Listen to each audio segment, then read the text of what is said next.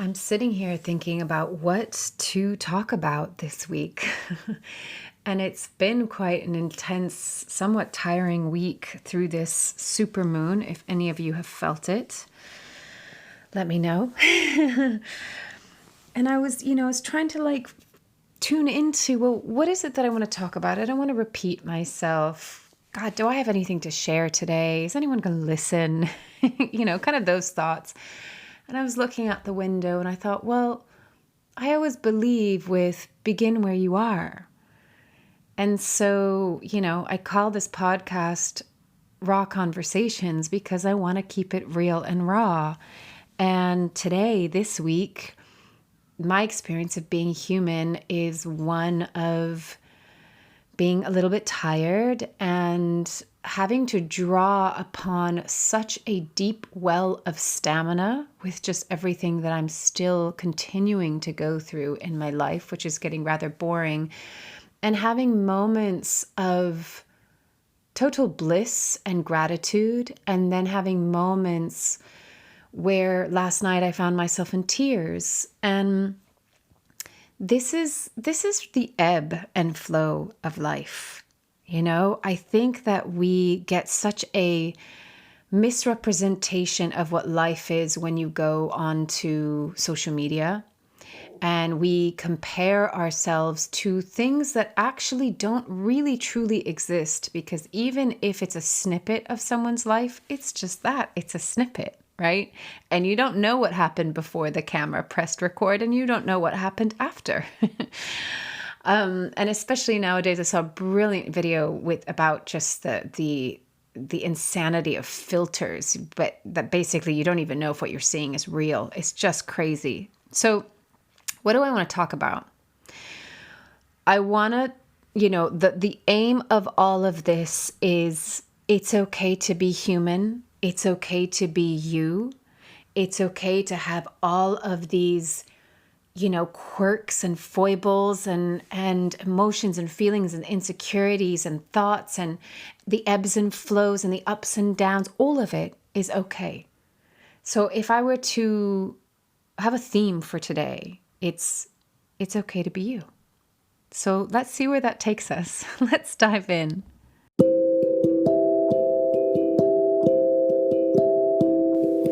This is Corinne Bloom, and you're listening to Raw Conversations.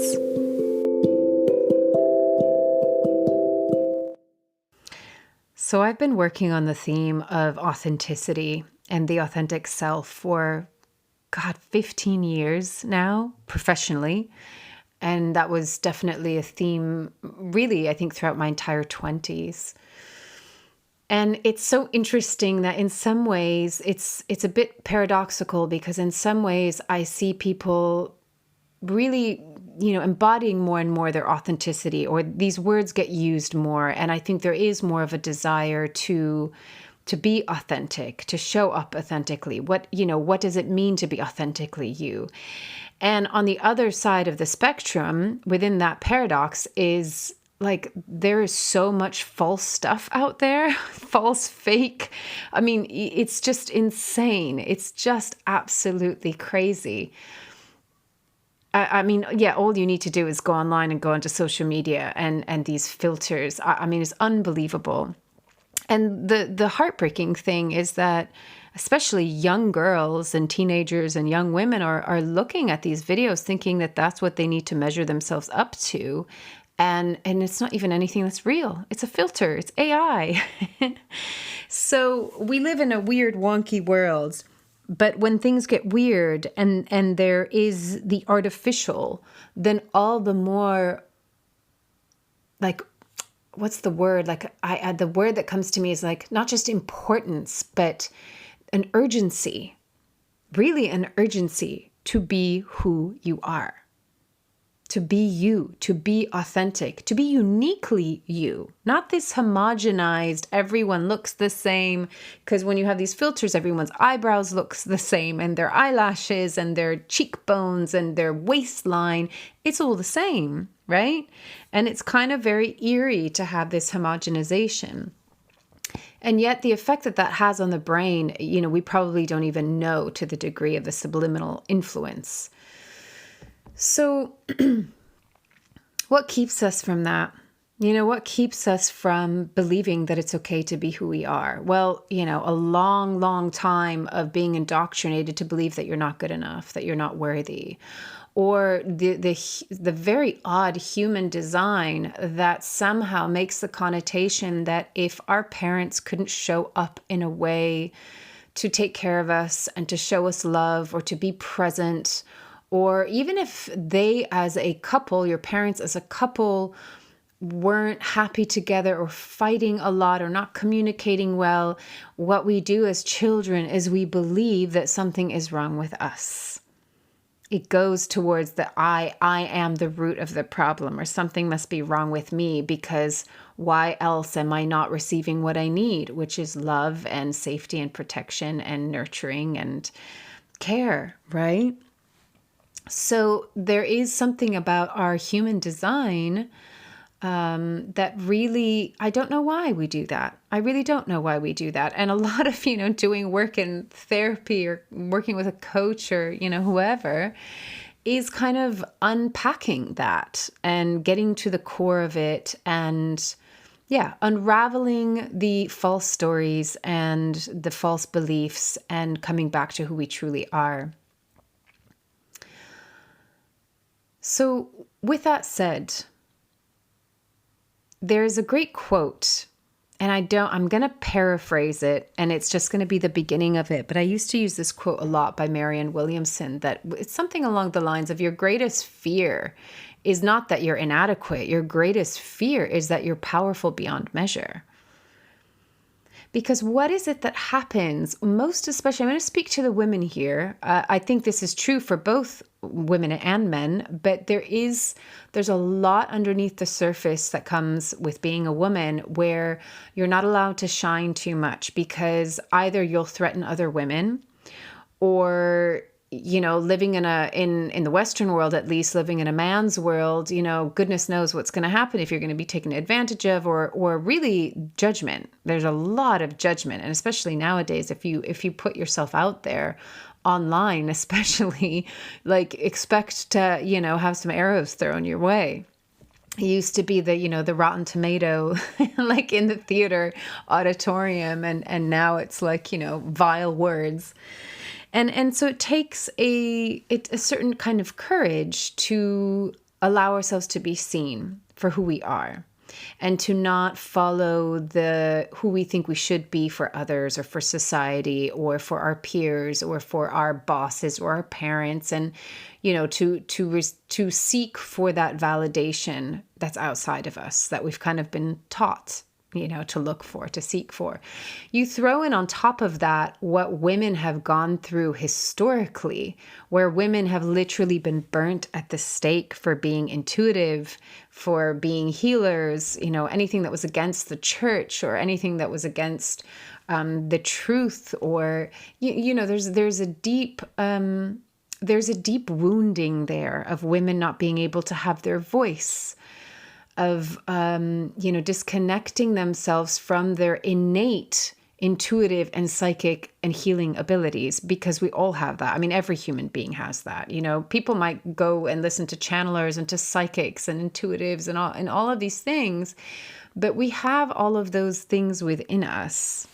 And, when I was younger, I was highly intuitive. I was very sensitive, very clairsentient, and sometimes I would have visions. And, I remember when I was traveling around Southeast Asia, I was in a period of my life in my 20s where I was so energetically sensitive, where I remember I'd have to even sometimes just cross the street because there was just an energy that was too intense, or get off a bus because, I was feeling someone on the other side of the bus.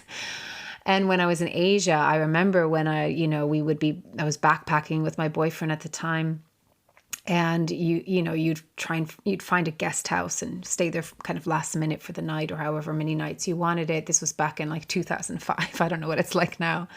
And I remember I would have to ask to go sit in the room and just feel what the energy was like. And sometimes I remember one place specifically, I had these visions of that people had been in a fire, had been burnt there, God knows how long before the building that was standing there. And I was like, no, I can't sleep here. So I was in this period of time where I had a lot of intuition. I have some crazy stories, which I won't go into here, but just crazy stories of my intuition just being so on point. And it didn't mean that I knew every direction and every step. I don't think that ever happens. Honestly, I really don't. And I don't think it's meant to. I don't think we're meant to know, because if we knew, it would be rather boring. I like this idea, of what my friend shared so many years ago of like, let life surprise you. And so, when we go for guidance, and I'm beginning to do more intuitive channeling coaching at the moment, because it just feels like something that's wanting to come through. And yet I find myself really wanting to empower the person that I'm with to also connect to their own intuition. Because it's not about giving someone else the answers and telling them what to do. And it's not about predicting the future, because we always have a choice point. We always have free will. We are sovereign beings.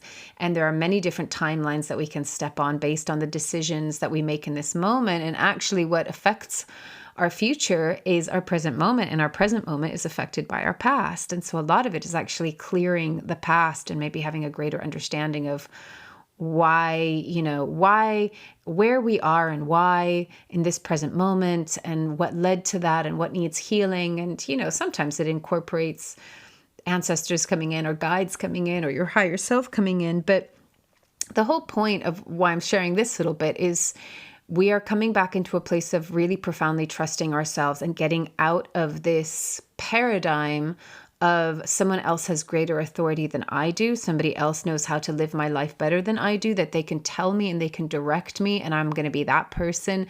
If the theme of this is it's okay to be you, then part of being comfortable being ourselves is we have to trust ourselves.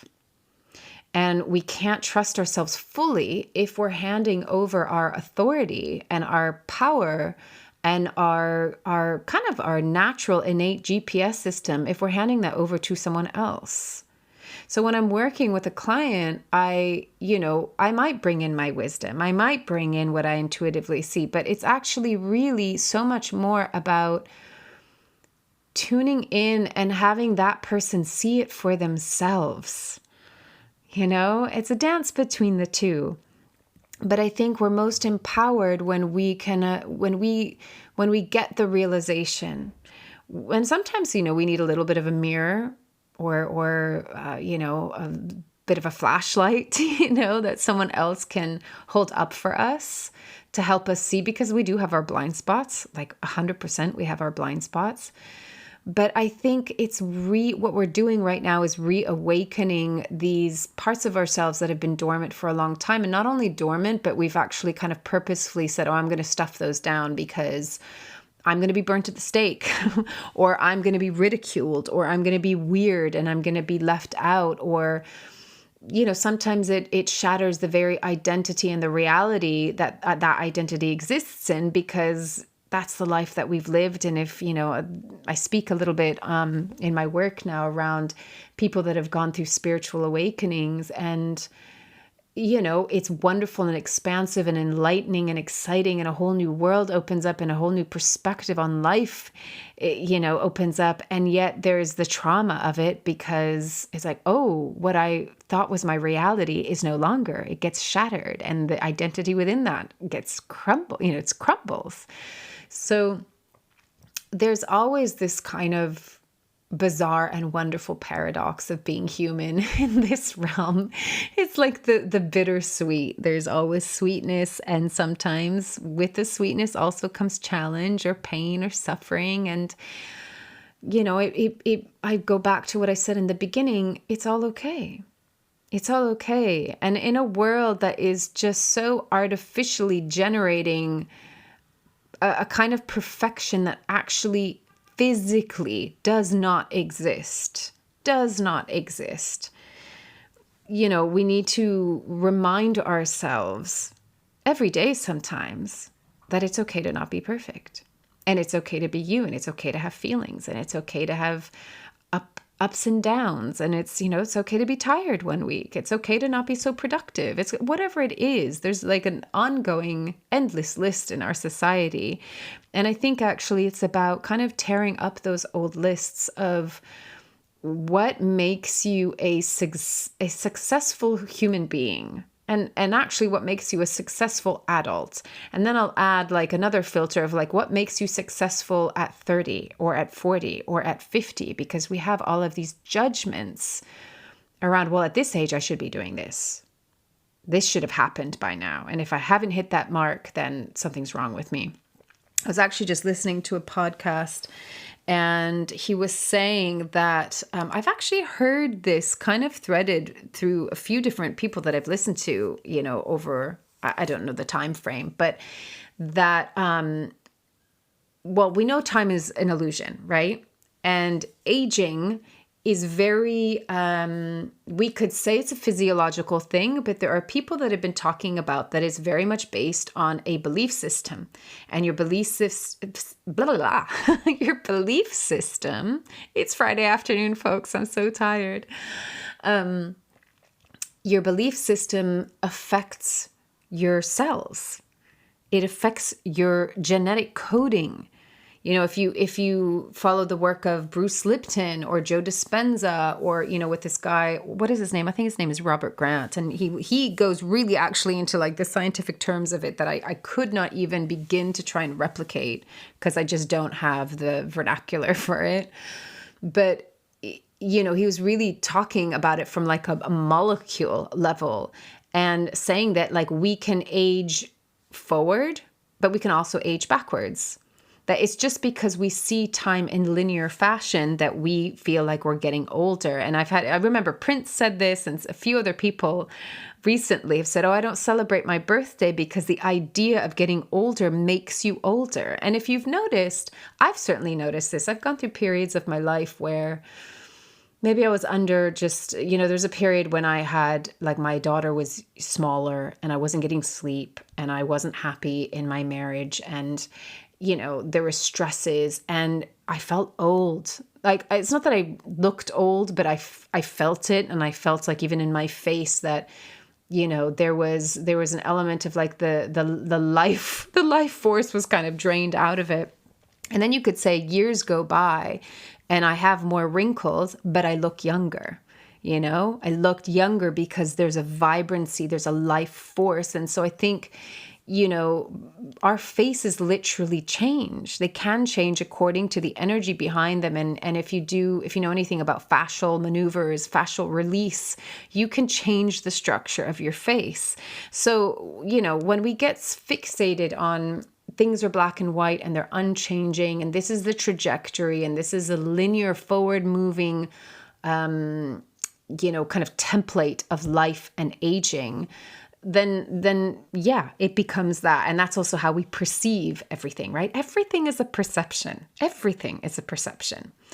So he was saying, I love this because if you know my work, you know that I talk a lot about judgment, and judgment is the biggest obstacle to us being free, happy, at peace, authentic, just at ease, relaxed. And he was talking about how judgment ages you. Judgment ages you. And he goes into the whole story of Adam and Eve, and it's really brilliant. If I can find it, I'll try and put the link in. I have to see if I can find the podcast again.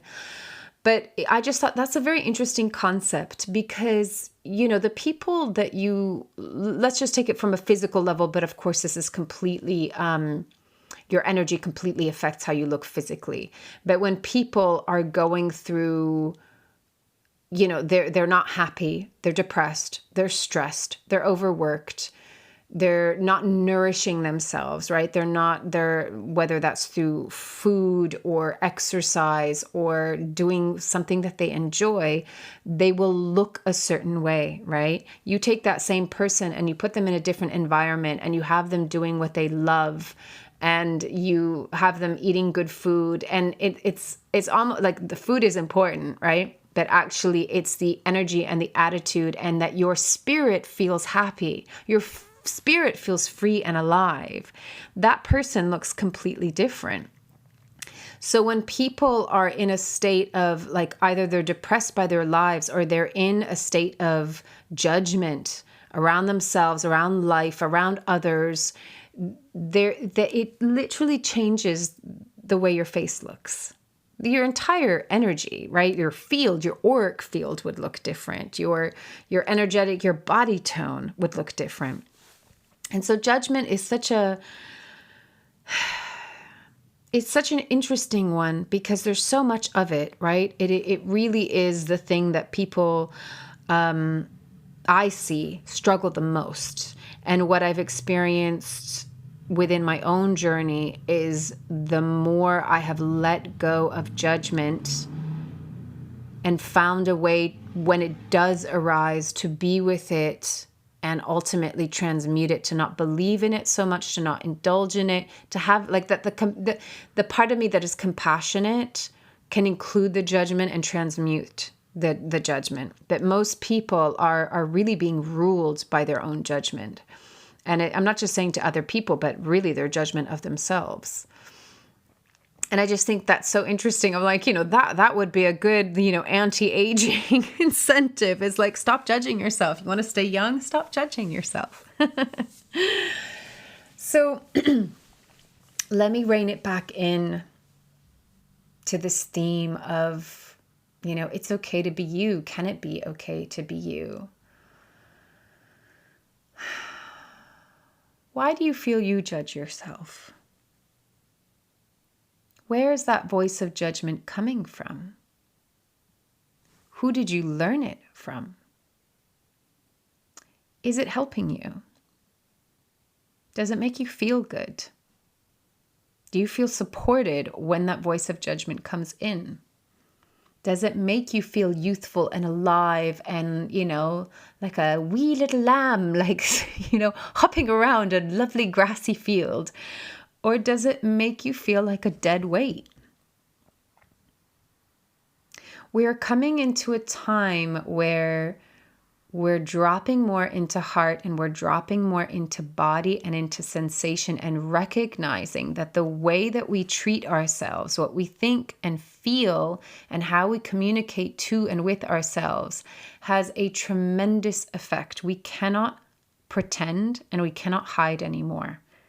We can't. It's like what we're moving through right now is, this massive like stadium light that is shining upon everything, being like, you're going to look at all of the ways in which, you as individuals and as a collective and as a society and as a, kind of a planetary body, how you've been and what's not working about it.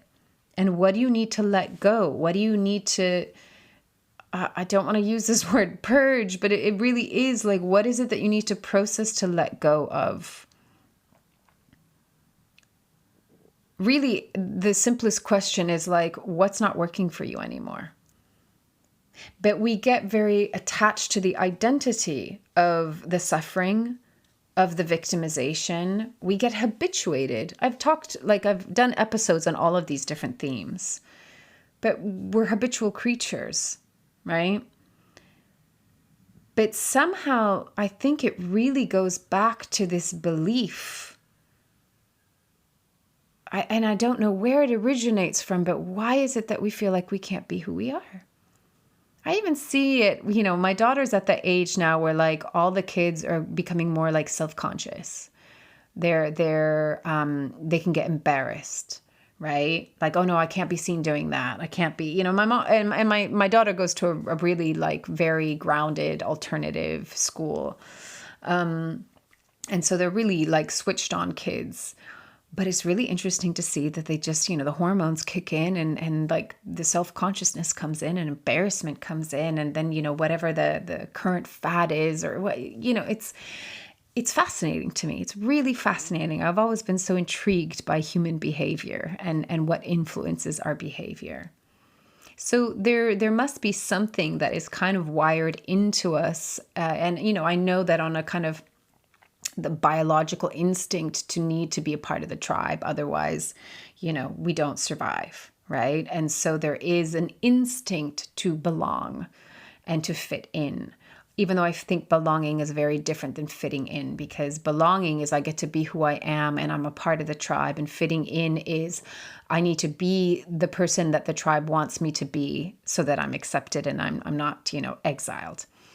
And I don't even want to use the word tribe for that, because I mean, maybe I'm fantasizing and glorifying it, but I would feel like in a proper egalitarian, circular paradigm of tribe, that each person would be able to be their unique, authentic selves, and that's what makes the tribe, and you honor your elders, but you also honor the children and everything in between, everything and everyone in between.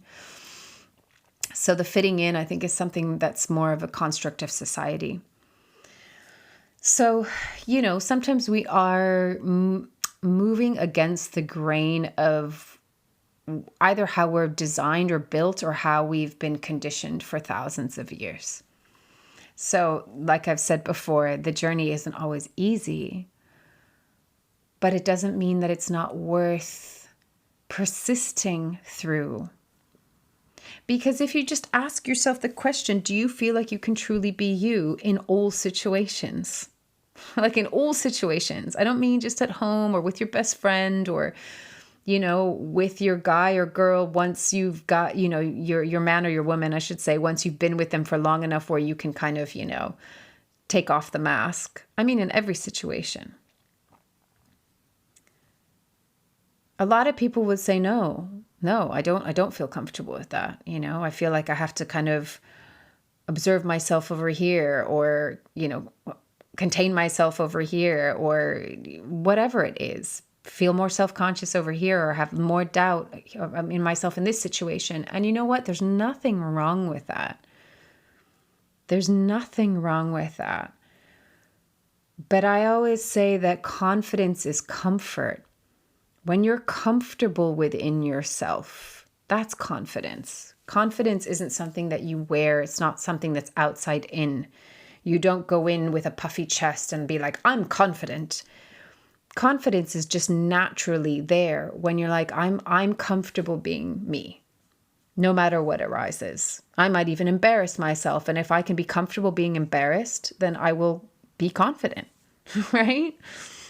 Confidence is just an effect of being comfortable within yourself. And so this theme of it's okay to be you really comes down to, are you comfortable being you? And that might mean, here I am in a week where I'm like, I don't know what the hell I'm going to talk about. And if I even have anything of value to share that anyone's going to listen to. And, what are you doing here, Corinne? I could go into the judgment. I could go into like, God, whatever. I could go into all of it. Or I could try and put on like, this peppy attitude of like, I'm great. How are you? I've had an amazing week. And, it's like, but for me, what's important is like, yeah, I'm tired today. I've had a tiring week. I'm super bored of looking for a home.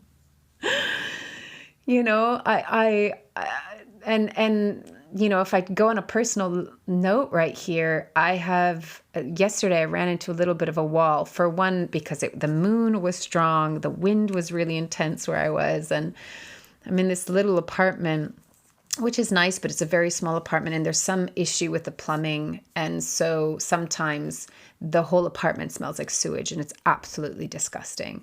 And yesterday I had actually I can't say I turned down a house, but I stopped pursuing it because it wasn't right for many reasons. And, I felt like it was the right decision to say no to it, not pursue it. And then here I am, thinking, okay, I can be in this apartment for a little while longer, just take it in, enjoy it and appreciate it for what it is. And then, the whole place smells like a toilet.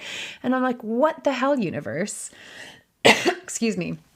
Like, what is this? I decline over here and I kind of accept maybe that I'm just going to stay here for a little bit. And then I feel like you're pushing me out, but you're not pushing me towards anything.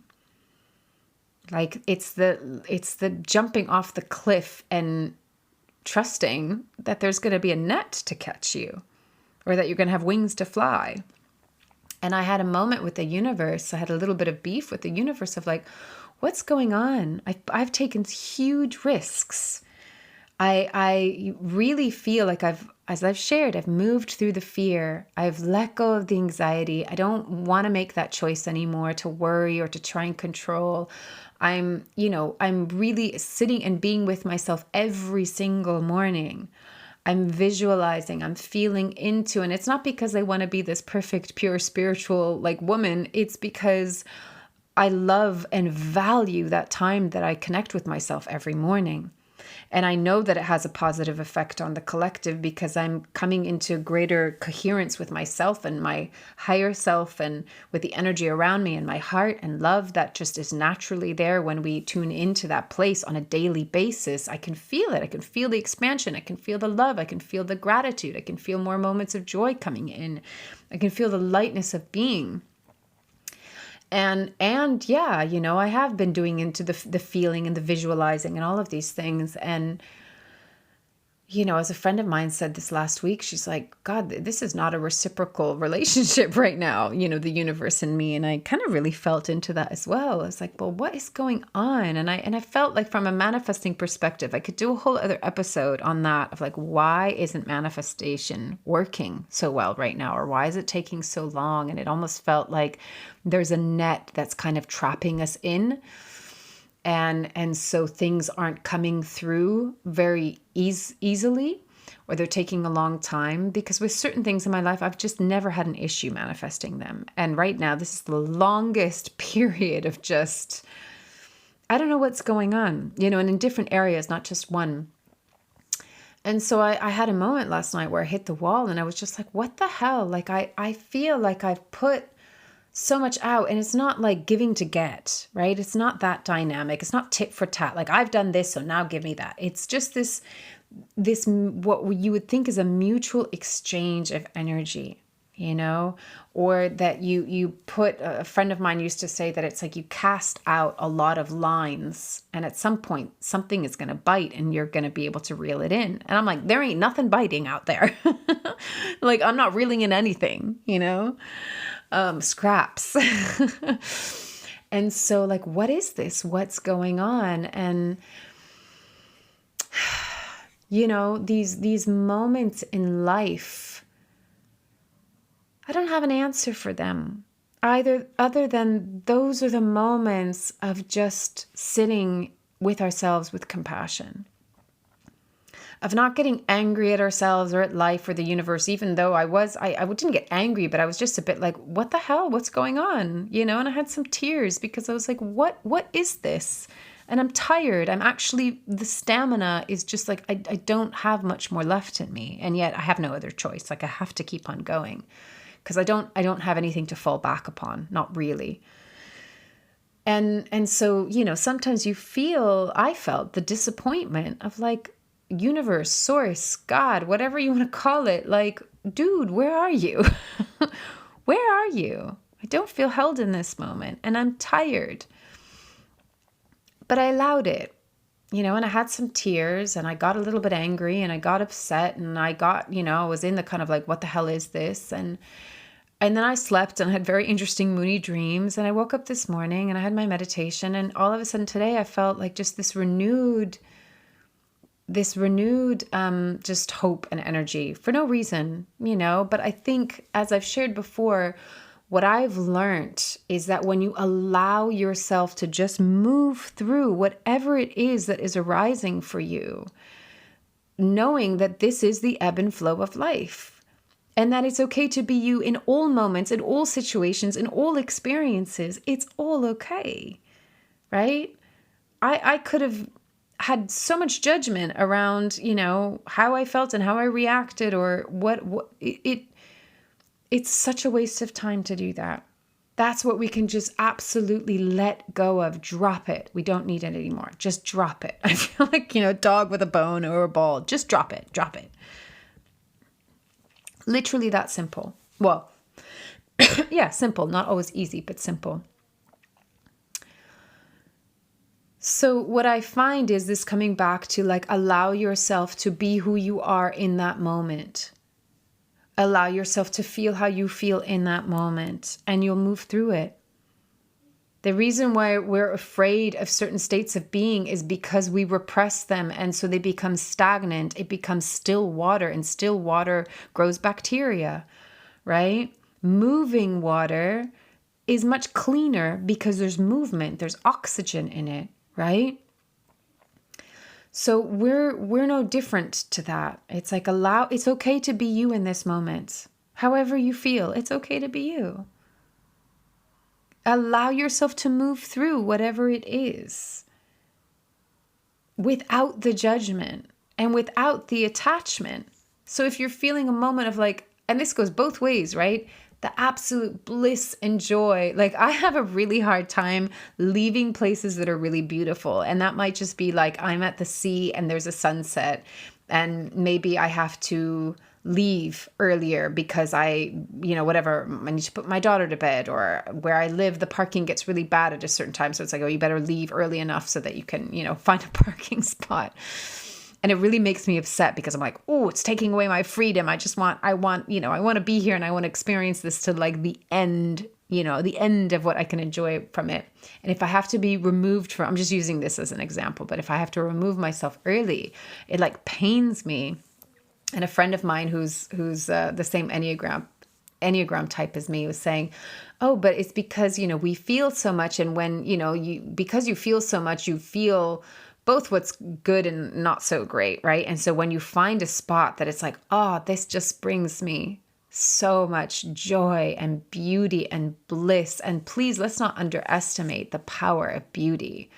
How enjoying beauty it's like food for the soul. Whatever your version of beauty is, we're naturally drawn to that, and it absolutely fuels, feeds, and inspires us and nourishes us. And so, of course, you don't want to let go of it because you're like, oh, this is a happy place. This is a place of beauty. Like, it's just like, you don't want to walk away from like this gorgeous meal, like if you were at a restaurant, you had this delicious food and like you're about to put a spoonful, forkful in your mouth. And then you're like, no, you have to go now. And you're like, well, no, I don't want to go. So, sorry, I have a tickle in my throat today, or just now. So, those are the moments where, you allow yourself to feel that. And then you feel the loss, or you feel the frustration, or you feel whatever the emotions that come up with that. And allow yourself to move through it, just move through it and allow it to be, and not attaching to, oh, but it's so good and I'm going to lose it and I don't want to lose it. It's like, no, but take what you had from it, allow it, accept it. And now you're moving on to the next now moment. So we can get really attached to any state of being, really, whether it's quote unquote positive or negative. So, what's the invitation today?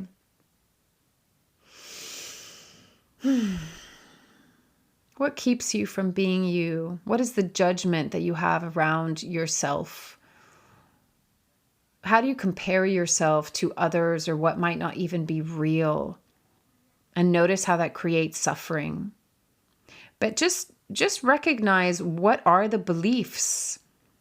Maybe it's a voice of a particular person in your life or in your childhood that actually told you, no, you're not good enough. Or maybe it was a dynamic that made you feel like it's not okay to be you.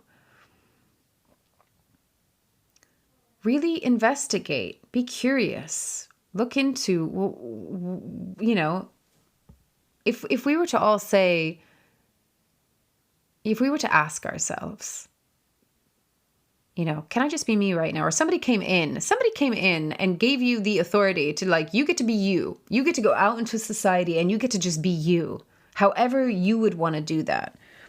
Who would that person be and how would you feel? Right? So what I want you to notice, I want you to catch yourself in each day. When are you not allowing yourself to just be you? And it might be something that you're doing externally, physically, like an action or something that you say or something that you do. But it also could be an internal thought where you had a spontaneous impulse to do or say or something, and you censored it. You pulled it back, you squandered it a little bit, or you changed it a little bit, you morphed it. And then you recognize, why did I do that? Why did I stop myself from my kind of spontaneous impulse to express myself? Now, some people, I'm going to throw this in. Some people might be like, Corinne, I don't know who I am. I don't know who I authentically am. So then I invite you to like, come do the, authentic self journey if you want to. But I would begin then by asking yourself the question of who am I? Who am I without the identity of ... And start that journey of going inwards and getting to know yourself. Because then once that's there, then the next kind of stage would be, when are you yourself and when are you not your true self? Because where we want to get to is you get to just be you no matter what, in any situation, every situation. And of course, we can be chameleon-like and, maybe in different environments, we adapt in different ways, but not at the expense of not being authentic, right? We have different expressions of ourselves. We have different versions of ourselves. You might one day want to be the kind of beach bum. The next day you might want to get all dressed up and dolled up and go to the theater. These are all aspects and expressions of who we are, and they all should be something to be celebrated. But you at the core, who you are authentically, who you truly are, should always walk into those roles and into those situations and scenarios as yourself. Whether you're happy or sad, whether you're joyful or pissed off, whether you're full of energy or you're super tired, all of it is okay. All of it is okay. So I want you to just observe, when are you true to yourself and when are you modifying yourself? Right? And everything begins with awareness. Everything begins with the observation, but don't judge yourself for it. Don't go, oh God, right now I did that. And oh God, that's so embarrassing, or that's terrible. Or I'm not being authentic. Corinne would be like, be authentic and I'm not being authentic. Don't stop. Don't judge yourself, right? Just go, oh, that's interesting. Wow. Okay. Why did I inhibit myself there? Why did I censor myself over there? Why did I not speak up in that moment? Why did I, whatever it is, just out of curiosity. And sometimes, especially for people that are more introverted, or, if you're still in a place of not really knowing who you are, not just as a personality, but also the essence of who you are. So this is why when I do this journey with people, it's not just about figuring out your beliefs and your patterns and your identities and who you are, like who I am as Corinne, but also who I am as a soul and as an essence. That is a really important part of this understanding. And that can only be felt. That's not something that happens through the rational mind. That can only be felt. And so that's why I'm saying it's a big journey inwards, right? But it's just observing when we kind of step into a costume and when we don't have to have any clothing, metaphorically speaking, right? So always begin with awareness, observation, do it through curiosity, do it through kindness. And then notice, what does it feel like? What does it feel like when I get to truly be who I am? And what does it feel like when I'm working a little bit? When I'm putting a bit more effort, when there's a little bit more, force or something? Feel the difference. Like, as I said earlier, we are coming into a time where we're dropping into our body, the energetic field, which is going to bring us into our intuitive body, right? The language that we're going to be using isn't just going to be on the physical level. It's going to begin to transcend into energy, the language of energy and the language of frequency and the language of sensation and emotion, right? These are all various layers of ourselves. So start to get to know on all of those kind of nuanced levels what it feels like when you get to be you and what it feels like when you're stepping outside of that without any judgment. And I will throw in the question that I often ask is, are you in a state of tension or are you in a state of relaxation?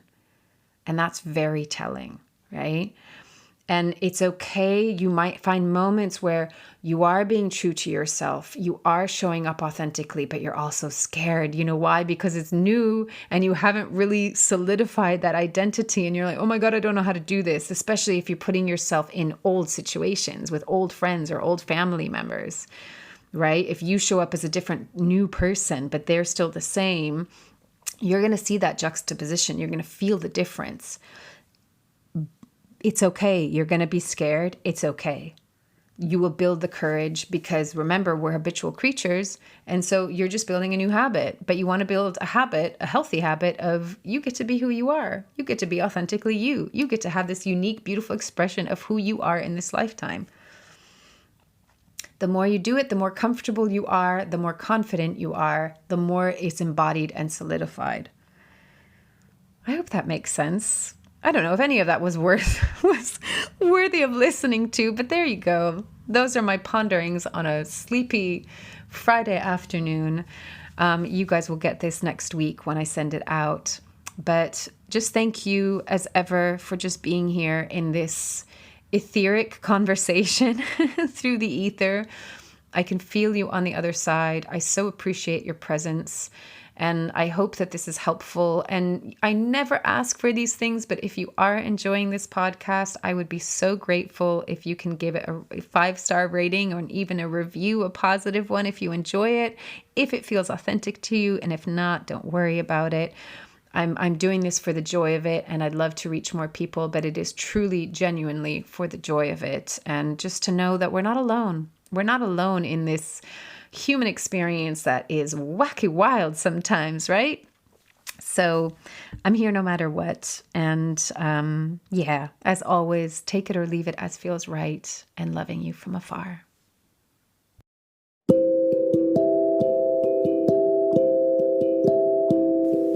You've been listening to Raw Conversations with Corinne Bloom. Thanks so much for showing up, listening in, and being a part of the conversation with me.